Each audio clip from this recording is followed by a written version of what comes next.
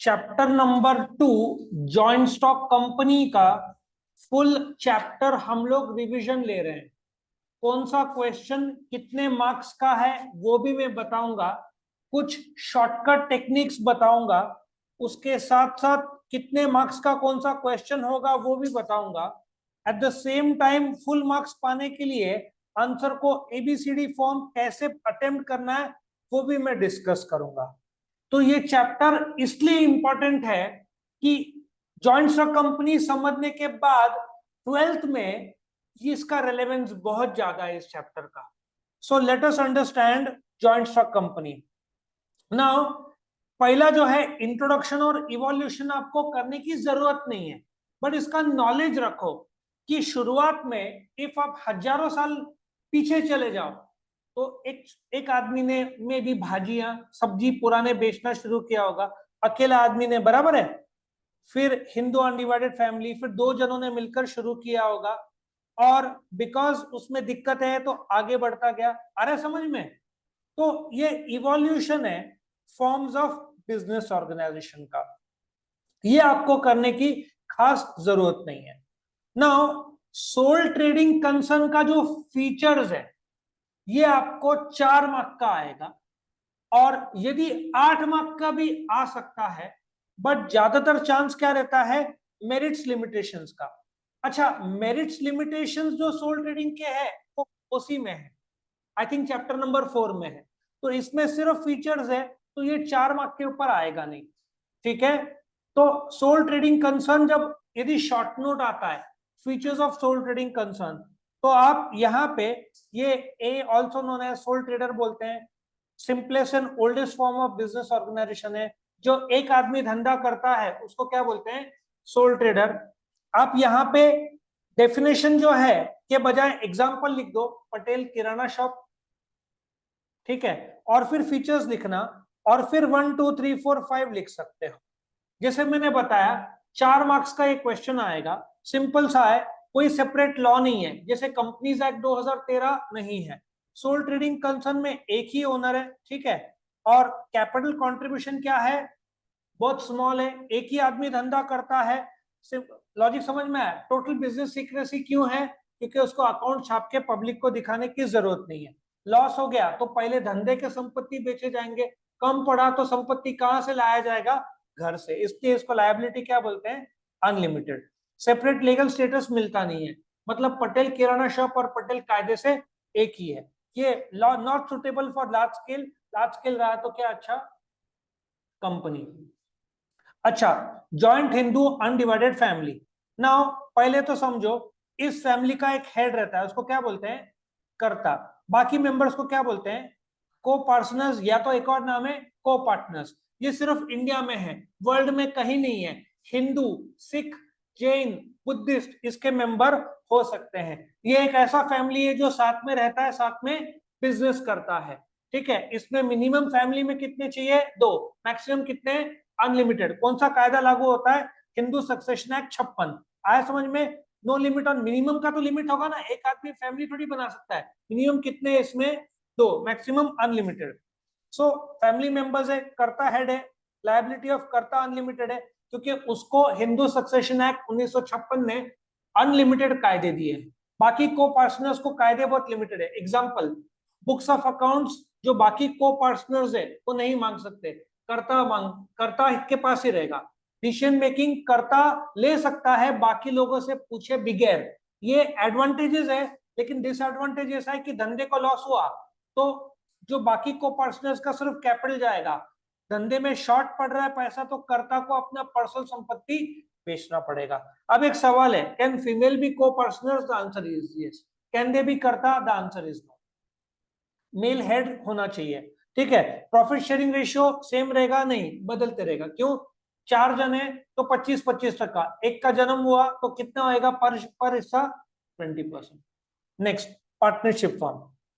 Now कौन सा कायदा लागू होता है, पार्टनरशिप एक्ट 1932।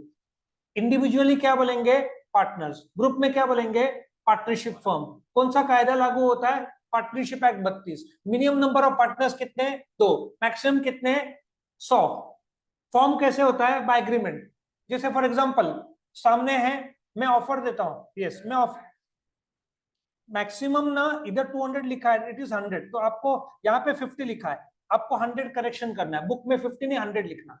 ये 200 जो तूने बोला करेक्ट बोला, प्राइवेट लिमिटेड कंपनी में maximum number of members is 200, for partnership it is 100, book में 50 दिया है। अब एक सवाल ये, आप एग्जाम में क्या लिखोगे, 50 लिखना, क्योंकि एग्जाम के हिसाब से, बट प्रैक्टिकली कितना है maximum number of partnership 100, private limited का 200 है। आया समझ में? तो पार्टनरशिप फॉर्म कैसे होता है, एक सिंपल सा लॉजिक है, यहाँ पे मैं ड्रॉ करके बता देता हूं आपको। ए इंसान है, ठीक है, और बी इंसान है। ए बी को ऑफर देता है कि पार्टनरशिप करेगा, बी एक्सेप्ट करता है, तो ए और बी में क्या हो गया, पार्टनरशिप। ए कौन है, पार्टनर है, बी कौन है, पार्टनर है, दोनों को जोड़ दो, क्या हो जाएगा, पार्टनरशिप फर्म। किस नाम से ऑपरेट करते हैं, ए बी एंड ब्रदर्स, उसको क्या बोलेंगे, फर्म नेम। लायबिलिटी क्या है, अनलिमिटेड, मतलब दोनों ने 50-50 हजार डाला, धंधे को लॉस हो गया, 1.5 लाख का लॉस है, इनका 50-50 हजार जाएगा, जो 50 कम पड़ रहा है उनको दोनों को अपनी जेब से 25-25 हजार लाना पड़ेगा। आया समझ में? सो पार्टनरशिप में कैपिटल पार्टनर्स कंट्रीब्यूट करते हैं, इनको सेपरेट लीगल स्टेटस मिलता नहीं है, मतलब ए बी फर्म पर केस हुआ मतलब ऑटोमेटिकली ए पर केस हुआ और बी पर केस हुआ, और जॉइंटली मैनेज करते हैं। एक पार्टनर अपना हिस्सा किसी और को दे नहीं सकता। तुम लोग यदि 3 पार्टनर हो, चौथा लाना चाहते हैं पार्टनर, तो तीनों ने एग्री किया तो ही चौथा आएगा, वरना चौथा नहीं आ सकता। पार्टनरशिप का प्रॉफिट शेयरिंग रेशियो क्या है, इसमें 2 भाग है। सपोजिटली तुम लोग 10 जन हो, सबको कितना है, 10-10%। तुमने रजिस्ट्रेशन जब करते हैं पार्टनरशिप को, रजिस्टर कौन करता है, रजिस्ट्रार। कौन सा डॉक्यूमेंट सबमिट करना पड़ता है, पार्टनरशिप डीड। कितने का स्टैम्प पेपर, 1000 रुपए का स्टैम्प पेपर, एक इंग्लिश में एक हिंदी में। अच्छा, उसमें प्रॉफिट शेयरिंग रेशियो नहीं दिया है, क्या माना जाएगा, इक्वल। प्रॉफिट शेयरिंग रेशियो ज्यादा कम हो सकता है, 2 जन रहेगा तो 2:1, मतलब एक को मिलेगा 67 रुपीज, एक को मिलेगा 33 रुपीज। आया समझ में? नाउ लिमिटेड लायबिलिटी पार्टनरशिप 2008 के पहले था ही नहीं, ये फॉरेन कंसेप्ट है जो इंडिया ने अडॉप्ट किया। Now let us understand this concept क्या होता है। सपोजिटली ए पार्टनर है, बी पार्टनर है, दोनों ने डाला 50-50 हजार रुपया, ठीक है। बाद में धंधे को घाटा हो गया, मैंने बताया घाटा 1.5 लाख का था, तो डू यू एग्री, ये 50-50 दोनों का जाएगा, अभी भी कम पड़ रहा है ना, -50,000 है, तो किसको लाना पड़ेगा, ए को 25 और बी को 25। इसको क्या बोलते हैं, अनलिमिटेड लायबिलिटी। अनलिमिटेड लायबिलिटी क्या होता है, धंधे का संपत्ति बेच दिया, पैसा कम पड़ा, तो पार्टनर को अपने घर से, अपने जेब से लाना पड़ेगा, मतलब घर भी उनका बिक सकता है, लेकिन इसमें तो बहुत बड़ा रिस्क है। तो एक नया कंसेप्ट आया, एलएलपी। बहुत सारे वकील के ग्रुप्स जो है, limited liability partnership. Limited liability partnership में क्या है, मिनिमम नंबर ऑफ पार्टनर्स 2 है। इसमें एक लिमिटेड, गवर्नमेंट ने लिमिटेड लायबिलिटी पार्टनरशिप एक्ट 2008 लाया। अच्छा, इसमें क्या होता है कि the liability of each partner is limited. अभी सेम एग्जांपल लेता हूं, ए और बी है, ठीक है, दोनों ने कितना कंट्रीब्यूट किया, 50,000, ये बी है, और 50,000, घाटा कितना हो गया, 1.5 लाख का।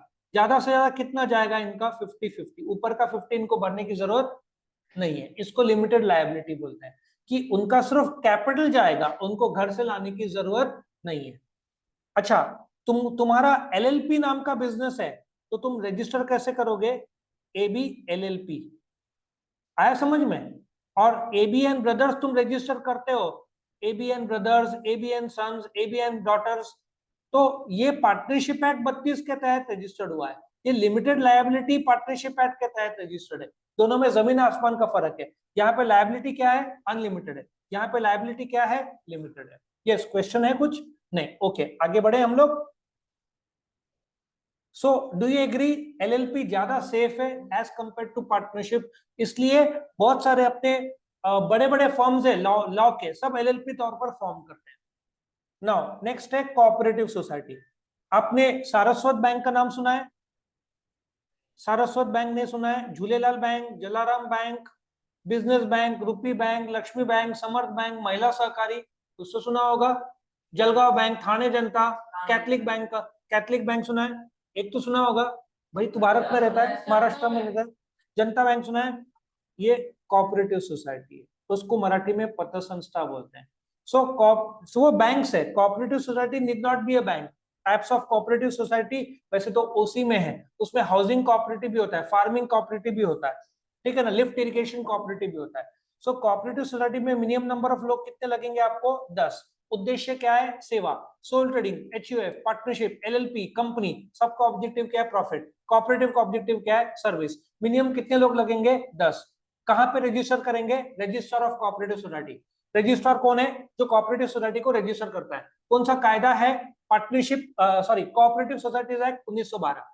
अच्छा, हर स्टेट में अपना कोऑपरेटिव सोसाइटीज एक्ट है। महाराष्ट्र के लिए कौन सा है? Maharashtra state cooperative societies act 1960, 1960, उसके तहत रजिस्ट्रेशन होता है। अच्छा, कायदा क्या है? Registration is compulsory, membership is open to all. तुम एक धर्म के लोग के लिए नहीं कर सकते। मिनिमम लोग कितने? 10। मैक्सिमम कितने? Unlimited. Liability of a member is limited. अब मैं एक एग्जांपल देता हूं। एक बैंक है जिसका नाम है बिजनेस बैंक, वो कोऑपरेटिव सोसाइटी है, महात्मा नगर में, सुना है आपने? अब इसमें आपको मेंबर बनना है, ठीक है? मेंबर मतलब शेयर होल्डर, पता है ना? इसमें आप मेंबर बनोगे। बिजनेस जो कोऑपरेटिव सोसाइटी है, कोऑपरेटिव सोसाइटी को चलाने वाले लोग को क्या बोलते हैं? Managing committee. क्या बोलते हैं? Managing committee. मैनेजिंग कमेटी को कौन अपॉइंट करता है? मेंबर्स, ठीक है? मेंबर कैसे बनोगे? आप बिजनेस बैंक के, आपको शेयर खरीदना पड़ेगा। वो लोग आपको सिर्फ एक ही शेयर देंगे, 3,000 रुपए का। मतलब एक आदमी को एक ही वोट मिलता है, और उसमें भी मैक्सिमम डिविडेंड मिलेगा 15%। साल का 450 रुपए के आपको मिलेगा ही नहीं, इसलिए फेमस नहीं है ना। इसके शेयर बाजार में बिकते हैं। अब समझ में आया क्यों ये इतना फेमस नहीं है? और इसमें एक और कारण है, ये महाराष्ट्र स्टेट के भीतर ही रहेगा, महाराष्ट्र स्टेट के बाहर नहीं रहेगा। विद इन द स्टेट ही ज्यादातर ये काम करता है। तो कोऑपरेटिव सोसाइटी का मालिक कौन है? मेंबर्स। एक आदमी को एक ही शेयर लेने को मिलता है, करीबन 3-4 हजार, ठीक है? तुम वोट कितना कर सकते हैं? एक। कौन रजिस्टर करता है? जो शुरुआत करते हैं। कितने लोग चाहिए? 10। किसके पास रजिस्टर करोगे? रजिस्ट्रार ऑफ कोऑपरेटिव सोसाइटी, ठीक है? वो कौन है? महाराष्ट्र गवर्नमेंट का अपॉइंट किया हुआ आदमी है। उससे क्या होगा? तुमको रजिस्ट्रेशन मिलेगा। क्या रजिस्ट्रेशन कंपलसरी है? The answer is yes. Members का लायबिलिटी क्या है? लिमिटेड। अच्छा, बिजनेस बैंक को फॉर एग्जांपल हुआ नहीं है, बट फॉर एग्जांपल लॉस होता है, ज्यादा से ज्यादा तुम्हारा कितना जाएगा? 3,000 रुपया। तुमसे मांगा जाएगा एक्स्ट्रा? आंसर इज नो, नहीं मांग सकते। मैनेज कौन करता है? Managing committee. डेमोक्रेटिक मैनेजमेंट क्यों है? क्योंकि मेंबर्स अपॉइंट करते हैं। किसको? मैनेजिंग कमेटी को। आया समझ में? एक आदमी को एक वोट मिलता है। सेपरेट लीगल स्टेटस, क्या बिजनेस बैंक को सेपरेट नाम मिलता है? The answer is yes. क्यों? रजिस्ट्रेशन कंपलसरी है। सोल ट्रेडिंग, एचयूएफ, पार्टनरशिप को सेपरेट नाम मिलता है? नहीं। क्यों? उनका रजिस्ट्रेशन ऑप्शनल है। पार्टनरशिप एक्ट का रजिस्ट्रेशन महाराष्ट्र में कंपलसरी है, महाराष्ट्र के बाद ऑप्शनल है। आया समझ में? Next, joint stock company. अब इसमें जॉइंट स्टॉक कंपनी शॉर्ट में मैं यहाँ पे एक आपको राइटअप से बताता हूं। नाउ ये 3 शब्द से बना है। क्या दिख रहा है आपको? Joint stock company. आपने कंपनी सुना होगा, रिलायंस इंडस्ट्रीज लिमिटेड सुना होगा, या एप्पल इंडिया प्राइवेट लिमिटेड सुना होगा, ठीक है ना? ये प्राइवेट लिमिटेड है। नाउ जॉइंट मतलब jointly held shares in the company by the share holders. अब एक एक करके कायदा में शुरू करता हूं। नाउ सबसे पहले बताओ, कंपनी क्या है? एक रजिस्टर्ड ऑर्गेनाइजेशन है। रजिस्ट्रेशन किसके पास करेंगे? बोलो, किसके पास रजिस्ट्रेशन करेंगे? Registrar of companies. भारत में कितने रजिस्ट्रार है? 22। हर एक स्टेट में कितने? एक। महाराष्ट्र में कितने? 2। तमिलनाडु में कितने? 2। क्यों? कंपनी ज्यादा है। भारत में कितने कंपनीज है? 12 लाख। हर एक स्टेट में। अब रिलायंस का हेड ऑफिस कहाँ है? मुंबई में, नरीमन पॉइंट। तो उनको रजिस्टर कहाँ करना पड़ेगा? मुंबई में। अच्छा, कंपनी के मालिक कौन है? शेयर होल्डर्स, ठीक है? Share holders. शेयर होल्डर्स कैसे बने? शेयर्स खरीदा, ठीक है? शेयर्स क्या है? शेयर कैपिटल का एक हिस्सा है। शेयर कैपिटल फॉर एग्जांपल, तुम्हारा 1 लाख रुपया शेयर कैपिटल हुआ, रकम हुआ। इसको छोटे छोटे 10-10 रुपए के 10,000 भाग में हम बांटेंगे। हर एक भाग को क्या बोलेंगे? हर एक भाग को शेयर। जो आदमी शेयर खरीदता है उसको क्या बोलते हैं? Share holder. As a proof for share holder company इसको क्या देगी? Share certificate. रिटर्न्स में क्या देगी? डिविडेंड। रिटर्न्स में क्या देगी? डिविडेंड। किसको मिलता है? शेयर होल्डर को। कौन देता है? रिलायंस फॉर एग्जांपल कंपनी है तो कैसे देगी? फॉर एग्जांपल रिलायंस ने 50,000 कमाया, उसमें से 30,000 इसको दिया शेयर होल्डर को डिविडेंड के रूप में। क्यों? क्योंकि शेयर होल्डर ने पैसा लगाया रिलायंस, और बाकी 20,000 कहां जाएगा? रिलायंस का रिजर्व में जाएगा। आया समझ में? तो अभी एक बार क्विकली देख लेते हैं। So joint stock company business organisation है, 18वीं सेंचुरी में डेवलप हुआ क्योंकि 1886 में मर्सिडीज बेंज शुरू हुआ, फिर 1903 में फोर्ड इंडिया लिमिटेड, 1901 में फिएट शुरू हुआ, तो ऐसे हार्ली डेविडसन भी उसी टाइम में शुरू हुआ, टाटा 1901 इंडिया, ताज होटल है ना 1901। सो बड़े बड़े कंपनीज होना शुरू हो गए। सो इस प्रकार से देखो, मैंने जो बोला joint stock company huge capital, उसको क्या बोलते हैं? Share capital. शेयर कैपिटल में एक एक भाग होगा शेयर, जो आदमी शेयर खरीदता है उसको बोलते हैं शेयर होल्डर। शेयर होल्डर किसको अपॉइंट करता है? बोर्ड ऑफ डायरेक्टर्स को। एक आदमी को बोलेंगे डायरेक्टर, ग्रुप ऑफ डायरेक्टर्स को क्या बोलेंगे? Board of directors. इनको रिटर्न्स में क्या मिलेगा शेयर होल्डर को? डिविडेंड। ठीक है, अब डायरेक्टली आप फीचर्स में आओ। वॉलंटरी एसोसिएशन कोई भी ज्वाइन हो सकता है। इनकॉर्पोरेटेड, आपने सुना है Apple ink, that is incorporated. America में इंक वर्ड यूज करते हैं, इंडिया में लिमिटेड। कैसे पहचानना है कंपनी? Yes question. मुझे लगता है प्राइवेट ही नाम से होगा, कुछ चेक करना पड़ेगा। इंडिया में तो एप्पल इंडिया प्राइवेट लिमिटेड बोलते हैं, और वहां पे एप्पल इंक है, वहां पे प्राइवेट नाम लिखना चाहिए मुझे लगता है अमेरिका में। एक बार मैं चेक कर लूंगा। यदि अमेरिका में प्राइवेट कंपनी को क्या बोलते हैं, उनका कंपनीज एक्ट क्या नाम देता है? हाँ, इनकॉर्पोरेटेड नाम देता है मेरे ख्याल से। अमेरिका में एप्पल प्राइवेट इंक होना चाहिए, लेकिन अमेरिका में वो पब्लिकली लिस्टेड कंपनी है, इसलिए वो एप्पल इंक है। और इंडिया में उसके शेयर बाजार में नहीं है, इसलिए एप्पल इंडिया प्राइवेट लिमिटेड है। उसके शेयर बाजार में इंडिया में नहीं है, अमेरिका में। क्लियर? नाउ वॉलंटरी कोई भी ज्वाइन कर सकता है। रजिस्ट्रेशन कंपलसरी है। कौन रजिस्टर करता है? Registrar. Separate legal entity, Reliance industries limited एक सेपरेट एंटिटी है, उसका नाम बोलते ना, कानून उसको अलग नाम से जानता है। आर्टिफिशियल पर्सन क्यों? रिलायंस कंपनी का जन्म कब होता है? जब रजिस्ट्रार इनकॉर्पोरेशन सर्टिफिकेट, जैसे ही जन्म हुआ, लेकिन नैसर्गिक जन्म नहीं हुआ, कायदे से हुआ। ठीक है ना? पर्सन है क्योंकि लॉ जानता है। आर्टिफिशियल क्यों? क्योंकि कंपनी नैसर्गिक नहीं, रजिस्ट्रार के द्वारा हुआ, इसलिए उसको आर्टिफिशियल पर्सन बोलते हैं। परपेचुअल सक्सेशन, 7 लोग एरोप्लेन में जा रहे थे, एरोप्लेन क्रैश हो गया, सबके सब मर गए, क्या कंपनी बंद होगा? Answer is as long as yes share, उसको ट्रांसमिशन ऑफ शेयर बोलते हैं। बेटा बेटी, पहले वाइफ फिर बाद में बाकी के। ठीक है। कॉमन सील, हर एक कंपनी को अपना नाम और सिंबल मिलता है, ये पता है ना तुमको? Seal Nike, Greek goddess of victory, हर एक कंपनी को अलग सील मिलता है, दूसरे लोग ये सील कॉपी नहीं कर सकते। लिमिटेड लायबिलिटी, फॉर एग्जाम्पल तुमने 10 रुपए का शेयर है, इसको मैं, हाँ 10 रुपए का शेयर है, तुमने 6 रुपया पे किया कंपनी को, कितना पे करना बाकी है? 4। कंपनी को घाटा होता है 5 रुपया, ज्यादा से ज्यादा तुम कितना दोगे? 4 रुपया, जो शेयर का रकम बाकी, उससे ज्यादा दोगे नहीं, तो तुम्हारा लायबिलिटी क्या हुआ? लिमिटेड हुआ। ठीक है, तो कंपनी का लायबिलिटी क्या होता है? Limited, unless company unlimited liability हो, जो पार्टनरशिप की तरह हो। ओनरशिप और मैनेजमेंट, ओनरशिप कौन है कंपनी के? Share holder. मैनेजमेंट कौन है? Board of directors. दोनों अलग है। रिलायंस पर केस हुआ, मतलब शेयर होल्डर्स पर नहीं हुआ, मतलब बोर्ड ऑफ डायरेक्टर्स पर नहीं हुआ। क्यों? रिलायंस पर ही होगा। पर जवाब कौन देंगे? Board of directors on behalf of the company. Transferability of shares, कहां शेयर्स बिकता है?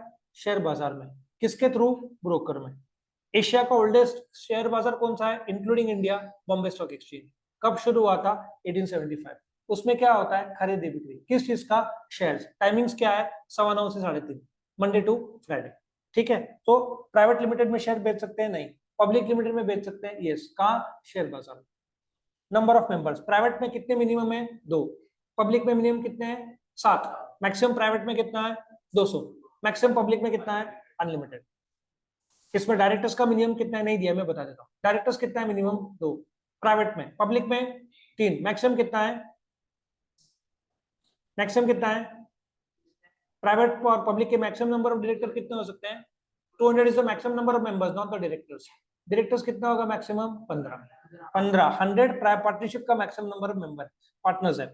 कैपिटल, कंपनी का कैपिटल किस रूप में आएगा? Share capital. उसके छोटे छोटे हिस्से होंगे, उसको क्या बोलेंगे? शेयर। जो आदमी शेयर खरीदता है उसको क्या बोलते हैं? Share holder. रिटर्न में क्या दिया जाएगा? डिविडेंड।